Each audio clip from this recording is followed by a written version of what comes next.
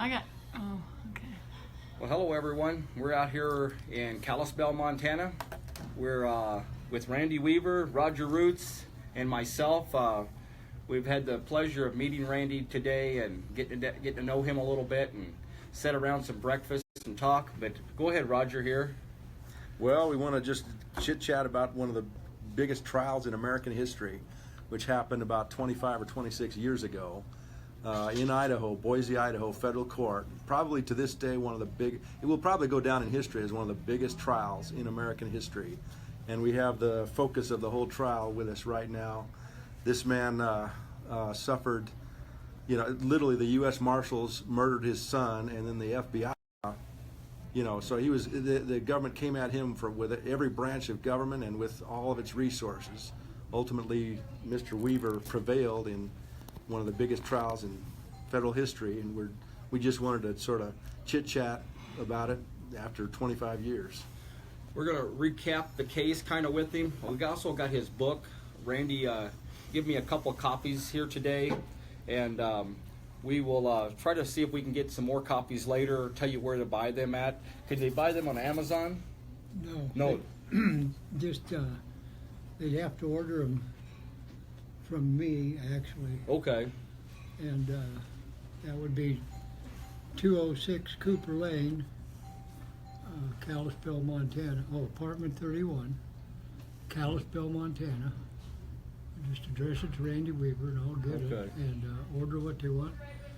And through the mail, I charge $20 plus shipping, about $4 in shipping cost.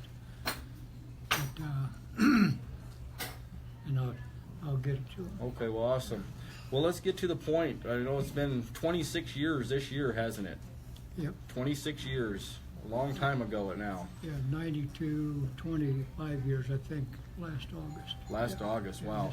So what's the date again for people that don't know the date, the exact, when it kind of started at the standoff area, or what do they call that? Well, they shot our dog, Stryker, first, and the U.S. Marshal did that. And my boy Sam, who was 14 years old, he was 4'10", weighed 80 pounds, he had a Mini 14, and I was yelling at him. I said, "Get home, kids." Too stiff-necked and hard-headed. He went walking right into it. He said, "You shot Stryker, you SOB," and he fired 2 rounds at the guy's direction, and I figured from the hip. And I was yelling, get home, it's an ambush." And he turned to run for home, and they shot him in the back and killed him. And Kevin was there with him, hiding behind a stump. Kevin Harris? Kevin Harris, our friend. He was, at about the same time they shot Sam, one of their men got shot, U.S. Marshal Bill Deegan. He, at the time, was the highest decorated marshal in U.S. Marshal history, which I thought was kind of cool. Got that sucker. And Kevin Harris thought he shot him, but the thing was, they wouldn't admit to this day they couldn't prove that Kevin shot him, and the jury said even if Kevin did shoot him, it was self-defense. However, they did show a bullet hole going through his backpack, and they admitted that was the other U.S. Marshal that actually killed Sam. It was one of his 9mm bullets. And I'm thinking they showed where from his shell casings, Deegan was shooting. He run 20 foot across this direction, right in front of Marshal Cooper, that shot and killed my boy, which they finally admitted 2 years later who killed Sam. We was telling them who killed Sam. Yeah. But 2 years later, the local sheriff claimed they found the bullet that killed Sam in a tree on the other side of the road. Wow. And So the other marshal probably was the likely killer of Marshal Deegan then. Oh, absolutely. Yeah, it was Friendly fire. Friendly fire, they call it. Friendly fire shot the other marshal. Yeah. And that's just like in the Waco case. The ATF agents shot their own and then blamed it on the people there. They will never admit wrongdoing. We talked a little bit ago, and we went back as far as before this even happened, before they shot Sam, that you found video cameras, that they was already had you under surveillance, Right. and so they had snipers, they had video surveilling you days or weeks before. 18 months. 18 months they were surveilling you. Right. George H.W. Bush was the president at the time, and the word was out that we were an embarrassment to the government, feds, because we wouldn't surrender, and they didn't want to come in and get us. And that all went over gun charges. That's why they was.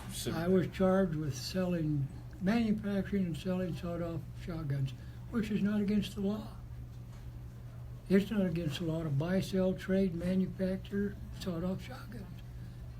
You just have to have a $200 permit, which, hell, I was selling them because I needed some money. Yeah, with the shotgun, what was they under length? Like Oh, a lot yeah, of people. way under. Way I did it.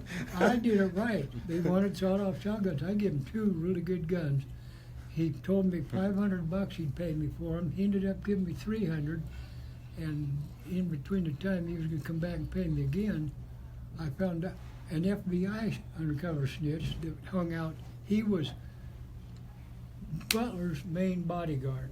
His name, he went by Rico Valentino. Pastor Richard Butler of Aryan Nations. Yeah. Yeah. He was his main, and he would always buddy up with me when I go down there and visit. And he's a nice guy. I liked Rico, and even introduced me to his wife and kids, which most snitches won't do that. But she was real nice, too. Anyway, Rico said, "Weaver, don't be doing any business with that Magisano. He's a snitch for the ATF."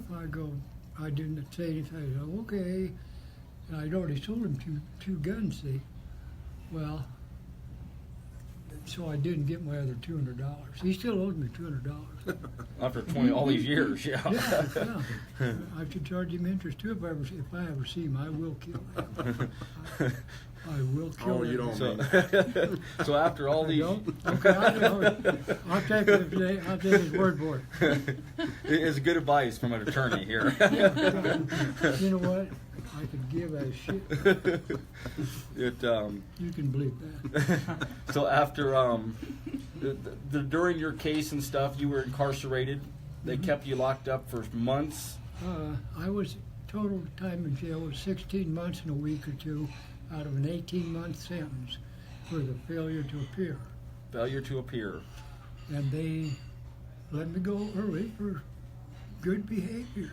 You wasn't no longer a danger after that.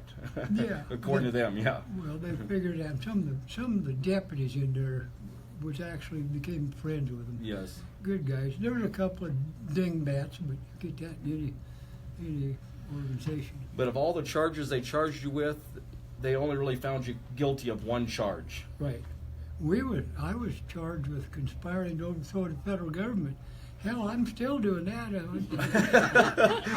But the jury wouldn't believe it. The way they wouldn't believe it. They found you not guilty on that. And what was the charge they actually found you guilty of? A failure to appear. Failure to appear. Not even on the gun charges they didn't even find you guilty No, that of. was entrapment. That was entrapment. Yeah. And They didn't they came give to you the me, wrong? I didn't go to them. Huh? Didn't they give you the wrong date to Oh, show yeah, up to court yeah, anyways? Yeah, oh yeah, that was wrong court date. What do they call them? Contact when I'm out on probation. What do they call them? The probation officer? Yeah, probation officer. Yeah. He sent me a letter saying, "See you in court March 21st or something like that." When actually it was February 21st. So February 21st goes by, a day or two later, there's the news. We always listen to the local FBI station, KBFI, we call it KFBI. And they said, "Randy Weaver failed to show up for trial," and all that. But don't worry, the U.S. Marshals will get their man. They turned it over to the marshals from the HF and say, I was getting worse. I was getting to really be a bad guy. And that HF agent, he was in charge of the Northwest HF agents, Herb Byerly, what a dingbat. He's one of them kids in school that everybody kicked and spit and, kicked him when it was in lunch line. He told him I was wanted for bank robberies in Montana, Washington, and Idaho, all kinds of stuff. I wanted to throw a murderer to you in hell. That'd make me real bad. None of these things you'd ever been even charged with. There was no even accusation. This is an informant If telling I them. was robbing banks, I wouldn't need to sell the guns to get the money. They fabricated. Yeah, that's right. They fabricated a whole bunch of stuff against you, made you look so bad Oh, yeah. that then they brought all these Dangerous. agents. Yeah, Dangerous. So when you go in after him, just kill him and get it over with. One of these informants, you said, brought up even a turkey to you, brought up food to you, was feeding you. I mean, Yeah, and Blaine said I was going to kidnap Barbara Walters' daughter out of one of those schools where they send bad kids. And I wasn't planning nothing like that, but this guy, he actually had a job there as a security guard, and he was working undercover for the ATF. And but his good friends, him and his wife were really good friends with us. He tried to contact me after I got out of jail. I wouldn't get back with him because I didn't want to talk to him, didn't want to see him. I would have killed him too. we mentioned earlier that one thing I asked you, and I wanted to ask you this off camera first, but I asked you, would you do this all over again? Absolutely. If my wife and son was here today, they'd do it again. You know why? Because they're as stiff-necked as I am.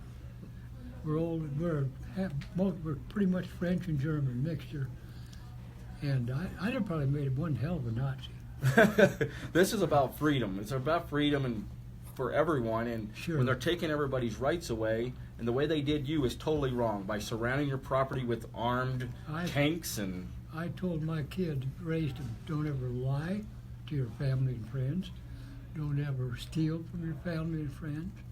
If they need something, help them out, blah, blah, blah.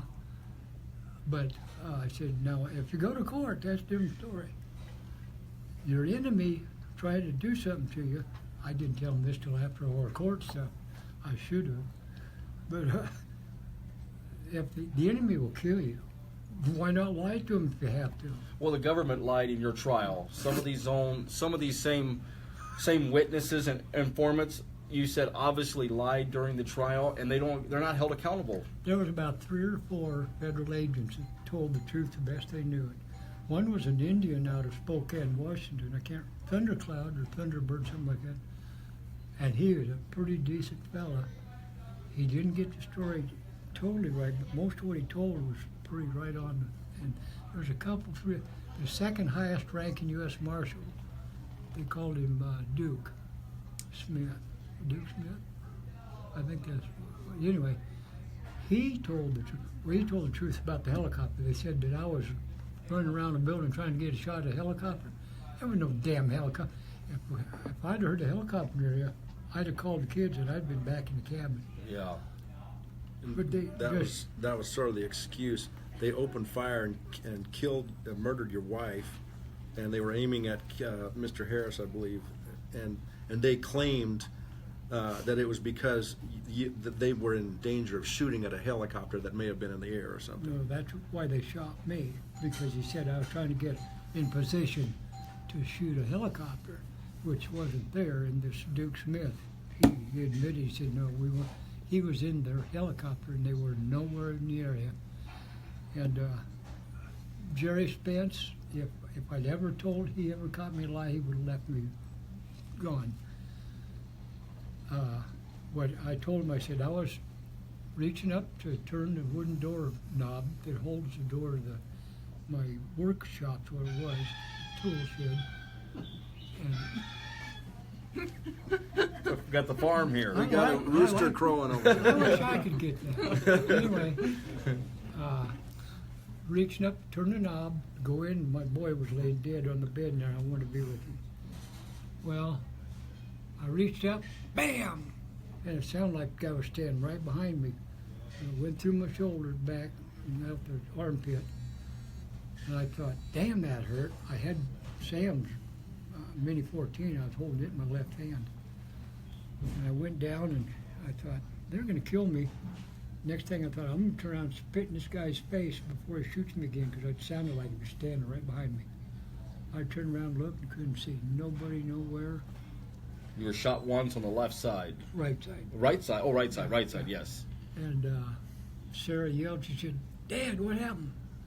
And Vicky come out and yelled, what? Vicky come out and yelled, what happened? I should have been shot.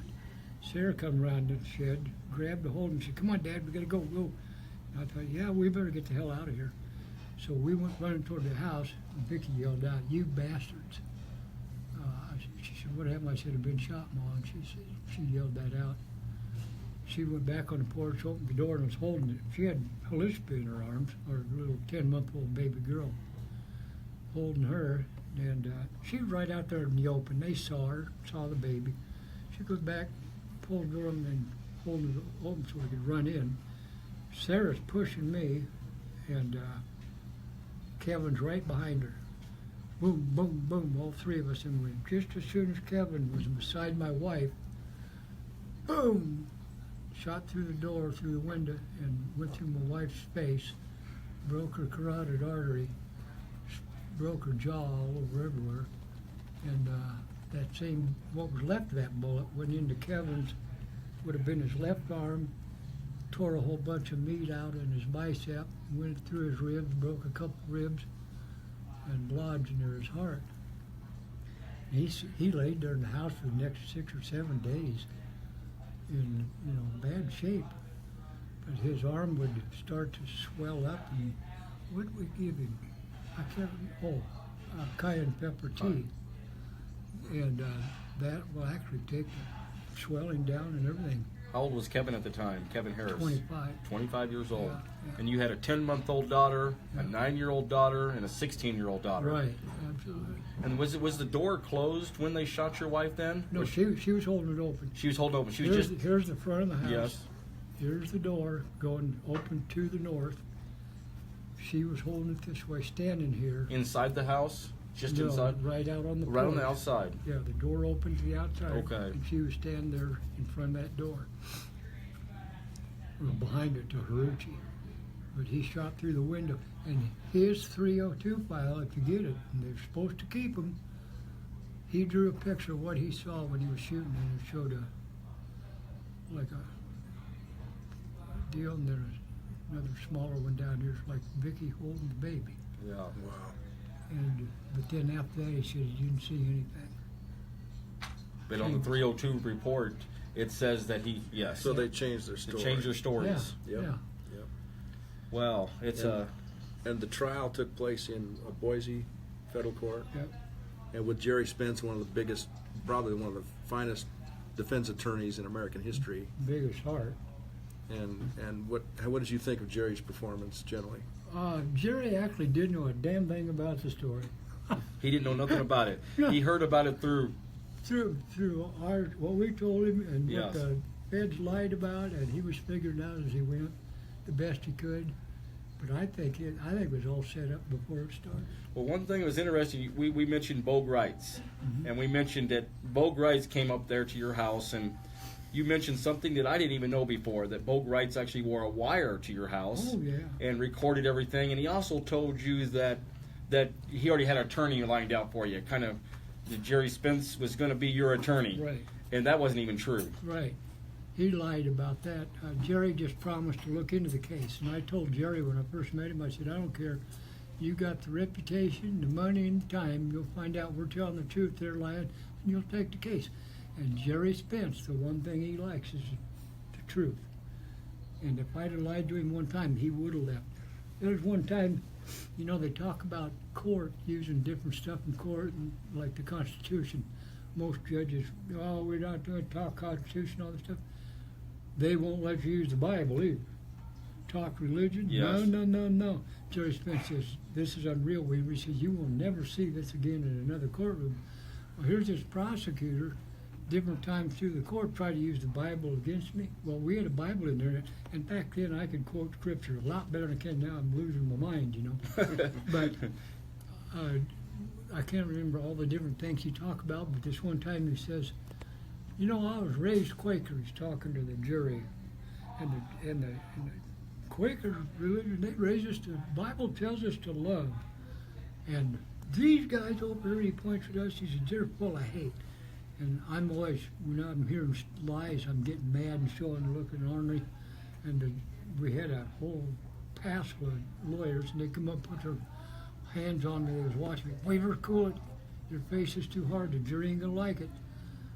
like I really didn't give a, you know what? That was you and Randy both. I mean, you and Kevin both on trial at the same time. Yeah. Yeah. And, but this, he goes, these guys are full of hate. And I'm hating, I'm full of hate. And Jerry Spence says, Weaver, you going to tell me the Bible says we can hate? I'm out of here. I said, give me the Bible, Jerry. And back then, I knew exact scripture. It says to love Yahweh is to hate evil. And I said, what the hell do you see going on in this courtroom? And he high-fived me again. He didn't leave. He didn't go nowhere. There's common sense. How many weeks did the trial last? It was 2 months of trial. 2 months. And 3 weeks of deliberations. And how long of deliberations? 3 weeks. 3 weeks of deliberation. Wow. And after 3 weeks, they didn't come back hung. The jury didn't. They came back not guilty. Oh, I thanked him. I was crying. I thanked him for letting Kevin go. Yes. Kevin's one of the bravest men I ever met in my damn life. And they found him not guilty on all charges. And I know that feeling. I've been in some trials when them not guilty. I mean, I can see you're emotional right now over this, and it definitely is. When you get these not guilty verdicts, I mean, it's a miracle. Oh, yes, it is. And they sent Kevin home, let him go, and they found you guilty on one charge. Yeah. And of course, you guys were both looking at potential life in prison. Oh, absolutely. They wanted the death penalty to start with, and for some reason, the judge says you can't go for the death penalty. Wow. Which, if I would have got found guilty, I would rather have the death penalty. You don't want to spend a long time in jail. That sucks. It's noisy.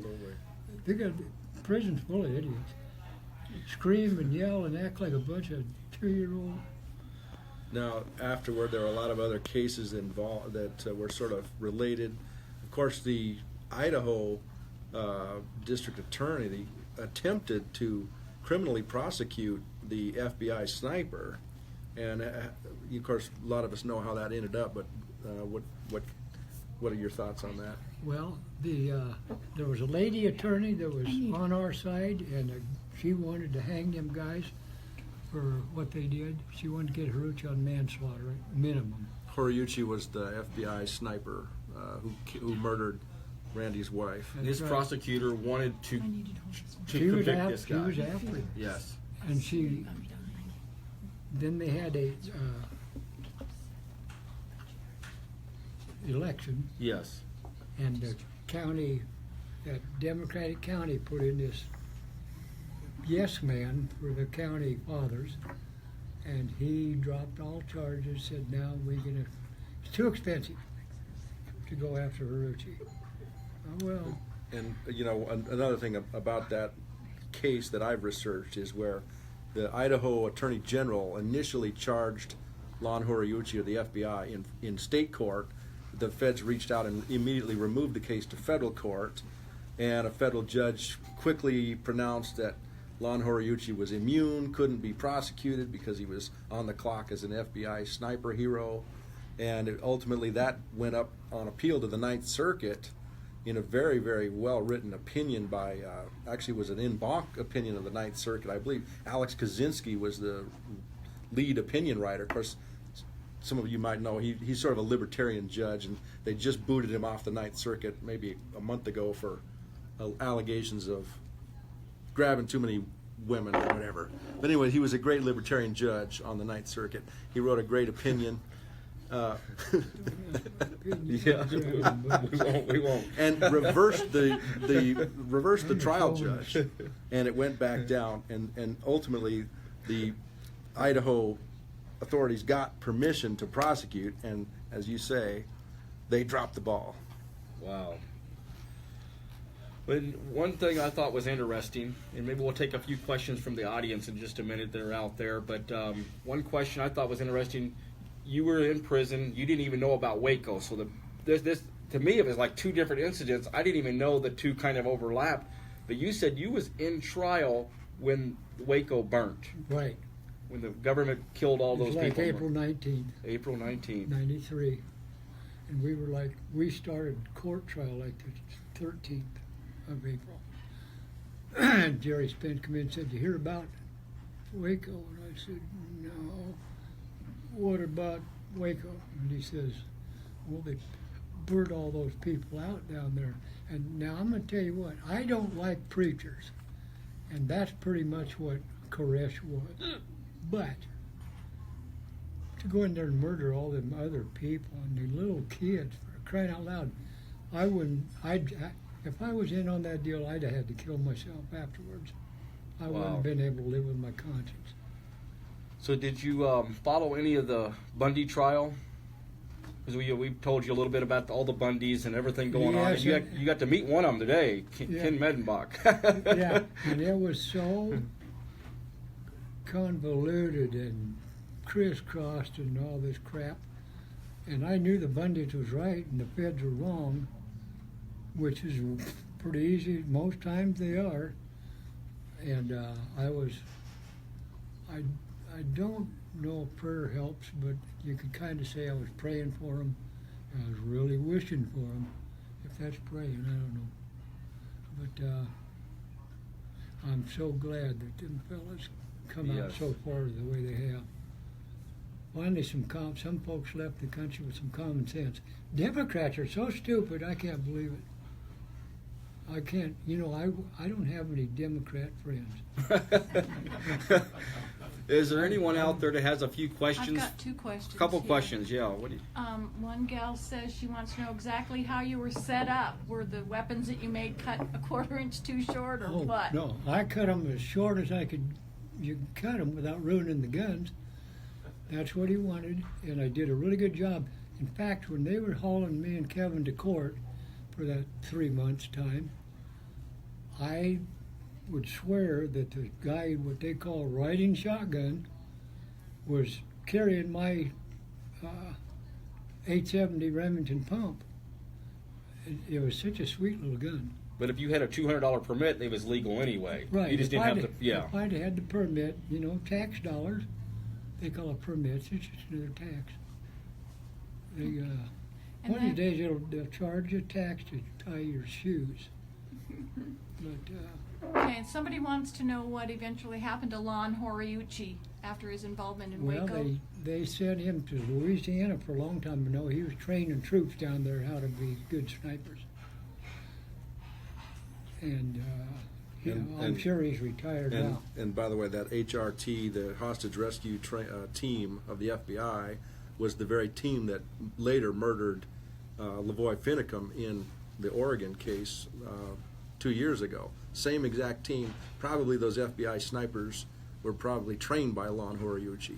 They were also in Waco, so they're as involved in all three cases. Dick Rogers, the head of that HRT, and his name fits. He was a real dick.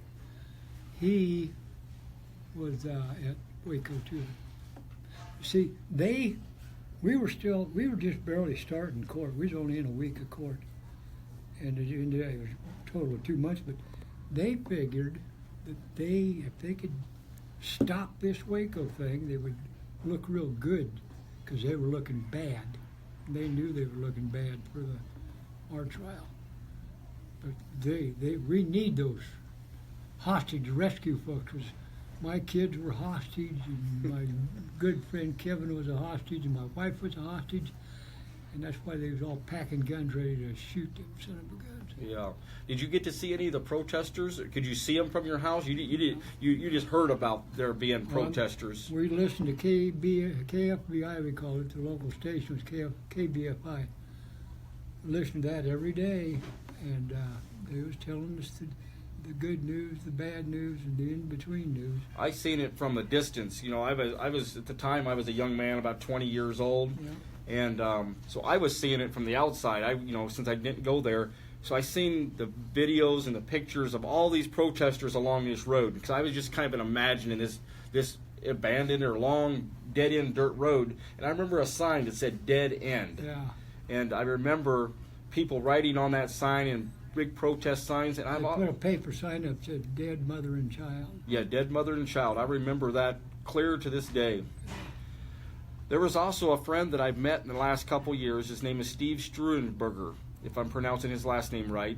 But he was arrested trying to get in to help you, along with some other guys. And I know you've heard a little bit about, but you've never met any of these guys, have you? Not that I know of. I'm going to try to make that happen sometime. Steve shows me pictures, and he talks about your case, and him and his friends they tried to break in or try to sneak in. wanted to, yeah. They wanted to. There were some other ones that wanted to too, but they didn't get caught looking around to find a place to break in. Steve and them, they got arrested. They got charged. I think there was 5 of them. I'm not, if I'm mistaken, not the number, but there was several of these young men that they tried to break in. They got arrested and had to fight their own court case, and ended up getting found not guilty also. Yeah, the ones I heard about were there's like 4, at least 4, maybe 5 of them, and they were supposedly in a Jeep. Have you ever ridden in a Jeep? That's a crowded Jeep. Yeah. With just 4 big boys, let alone 5.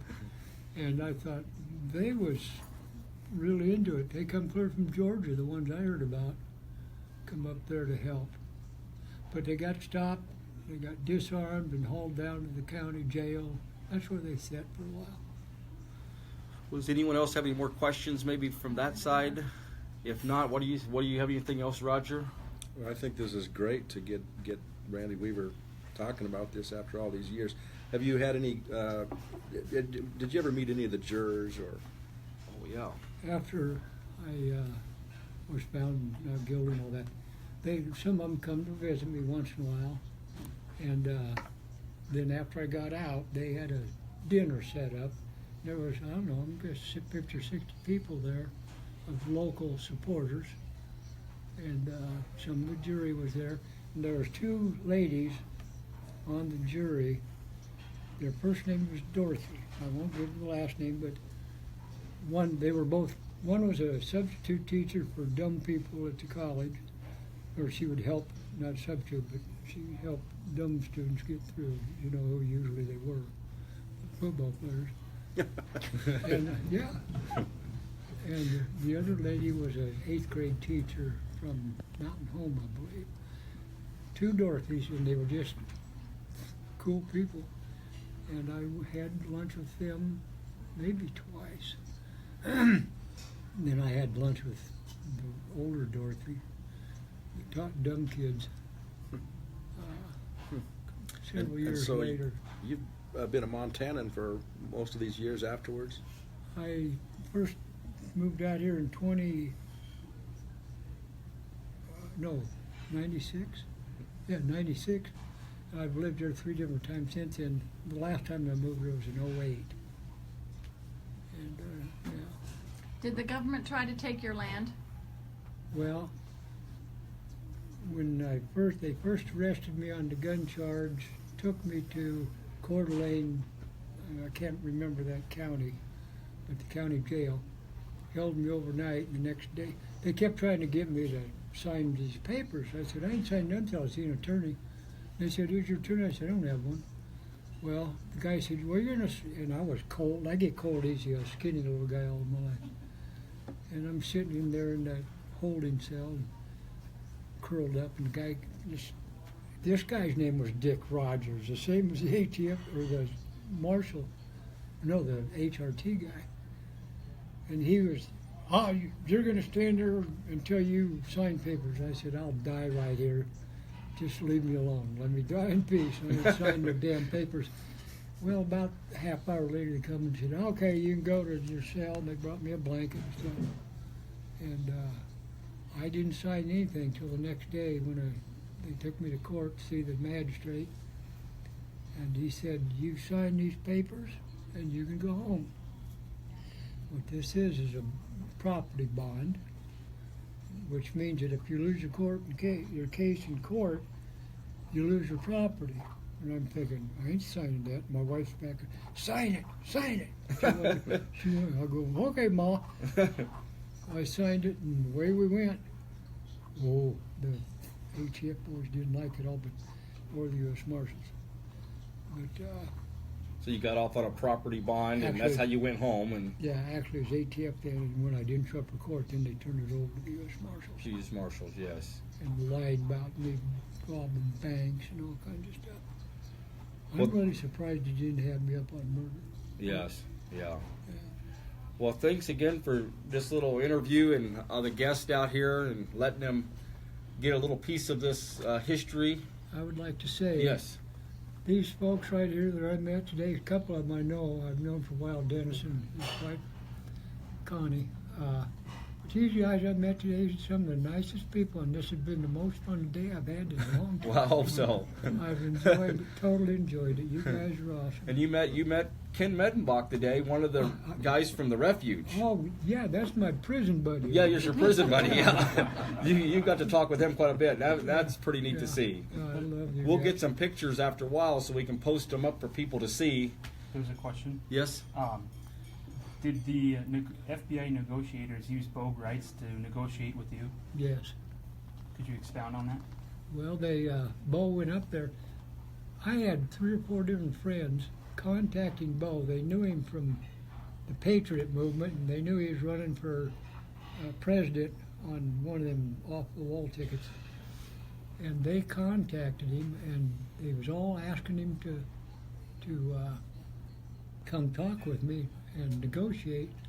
And so he was running for president, and he took time off and come up there, and it was for show, but he did talk us into coming out when we did, and it's probably a good thing, and I give him credit for that. But the lying part, when I caught him lying about stuff, see, he was doing stuff that I refused to do, and that's why my family got half killed. Half was killed. Eric Parker, he was one of the ones that went down to Bunkerville for the Bundys. He says the reason he went was because of your case. Well, you you and know your what? family. There's a lot of people in this country that got in a lot of trouble because of our case, and I appreciate them and love them to death.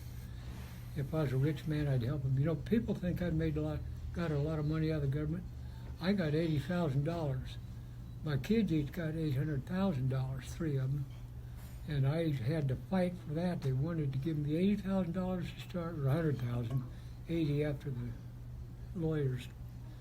But and they wanted to give my daughter $250,000. I said, "Are you kidding? You killed their brother and their mother, and you think it's worth?"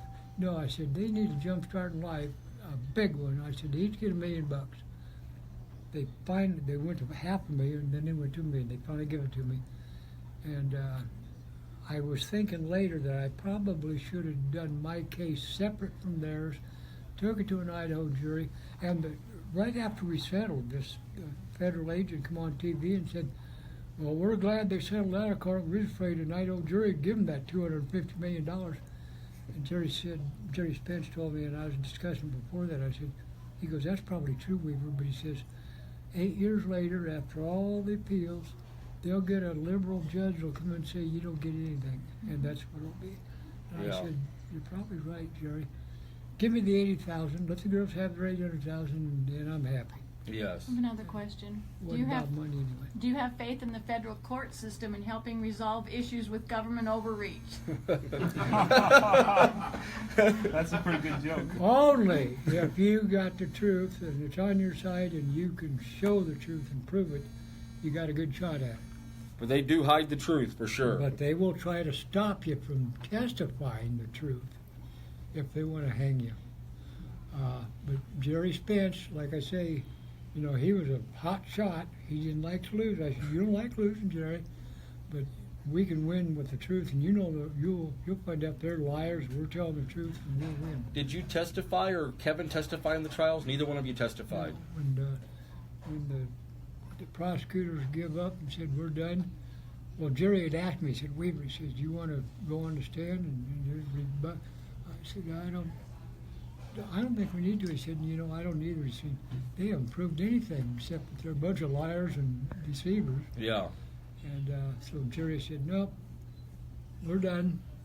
Did they get to show pictures of your son and your wife in court, or did they hide that from the I believe jurors? they did. They did. They Yeah. didn't let me see them. Yes. Yeah. Another question. Randy, what advice would you give to all the young men who are standing up today? Keep standing up. As long as you're doing what's right, and I mean that's what's right in Yahweh's laws and in His eyes. If they kill you, At least you're standing for what's right. so what? Yeah. The Scripture says lots of us are going to die. We're all going to die eventually, but if you die in the fight, it's counted good for you.